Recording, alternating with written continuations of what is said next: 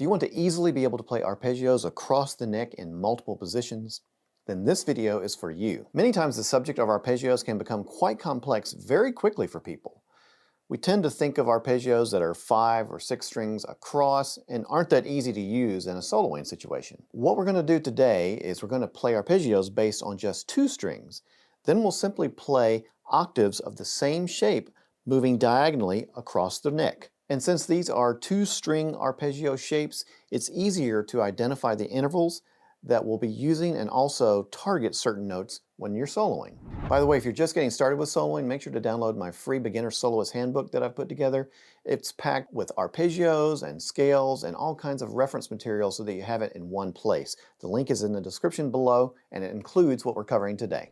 Now all of these arpeggio examples are going to be rooted off of the note A to keep things simple and in the same basic area of the guitar fretboard. Each arpeggio will be comprised of 4 notes, 2 on each string.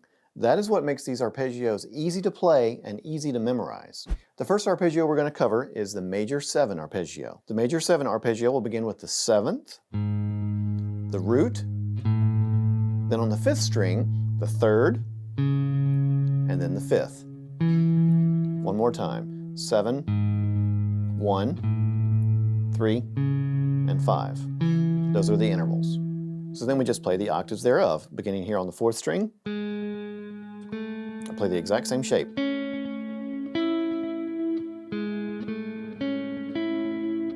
Then I adjust for the tuning difference up here on the B string, so I have to go up 1 fret and play the exact same shape right here.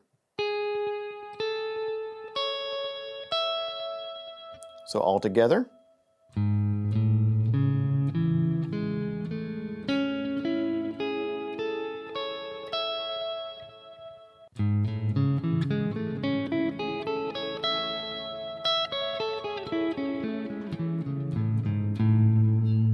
Now that's a great sounding arpeggio and very easy to use over a 1 or 4 chord in a major key.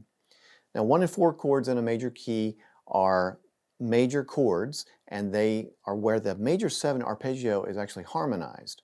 Now if you play the major 7 arpeggio over the 1 and 4 chords, they don't have to be major 7 chords. It could just be major chords and then you're simply adding a little bit of color to the overall sound and it will work. The next arpeggio we're going to look at is the dominant 7. It's going to include the root, the 3rd, the 5th, and a flat 7. So we take that major 7 arpeggio we had, we flatten the 7th degree, 1 fret, and we end up getting this, a dominant 7th.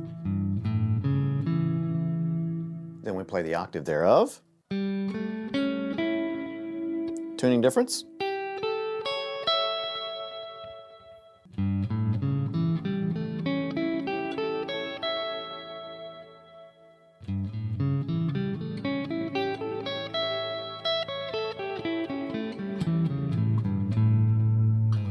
the dominant 7th arpeggio will work perfectly over the 5 chord in a major key.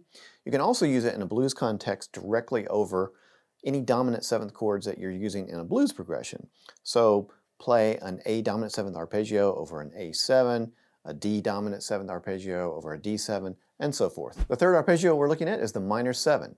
We're going to take that dominant 7th arpeggio we were using, we're going to flat the 3rd down to here. That gives us the minor 7 arpeggio. The flat 7, the root, flat 3rd, and the 5th. And then the octave thereof. Adjust for the tuning difference. And you'll notice the next octaves are always exactly the same shape, and that's what makes this so easy. Here it is all together.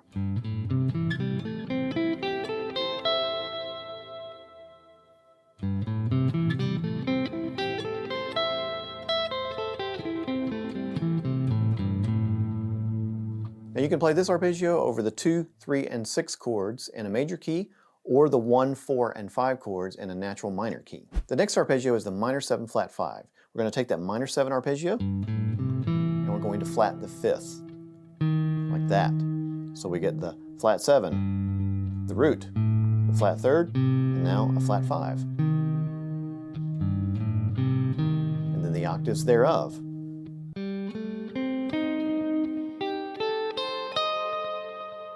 all 3 octaves together.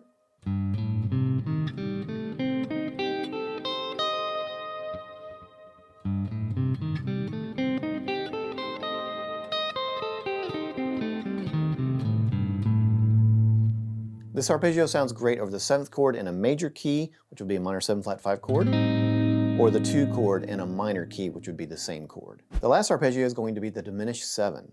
We're going to take the minor 7 flat 5 chord we just did.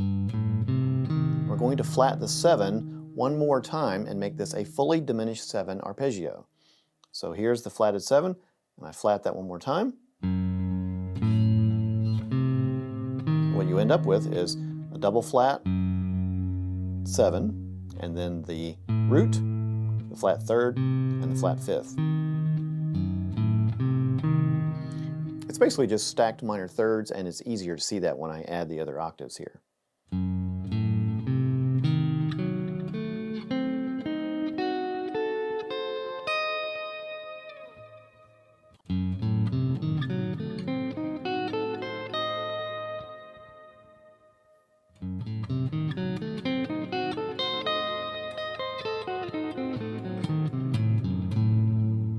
This arpeggio sounds great over a fully diminished chord, like that. It can also be used with a dominant flat 9 chord or over progressions where you want to create a lot of tension before resolving it. Now, there are a ton of things you can do with these arpeggios improvisationally speaking, but the main thing is to get them memorized first so that you can simply start practicing them over the appropriate chords.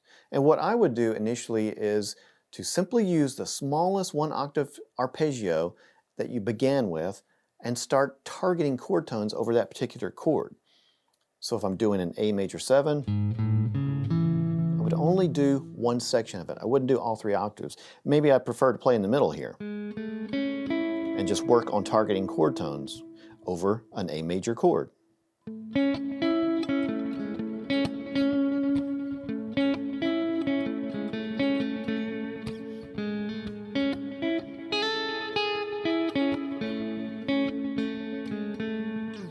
Now, I threw in a little bit of the next arpeggio up there, but that's what I mean. When you get used to these arpeggios, then you can see where the other ones connect, and it's easy to add some high notes, some low notes.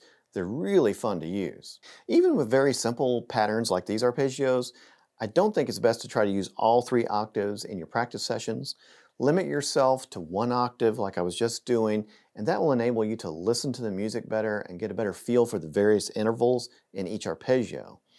In fact, anytime you want to become more musical in your improvisation, it's always best to limit the amount of notes you're working on. It's called limitation practice, and I cover that very subject in this video right here. Watch that next if you want to make your soloing more melodic right away.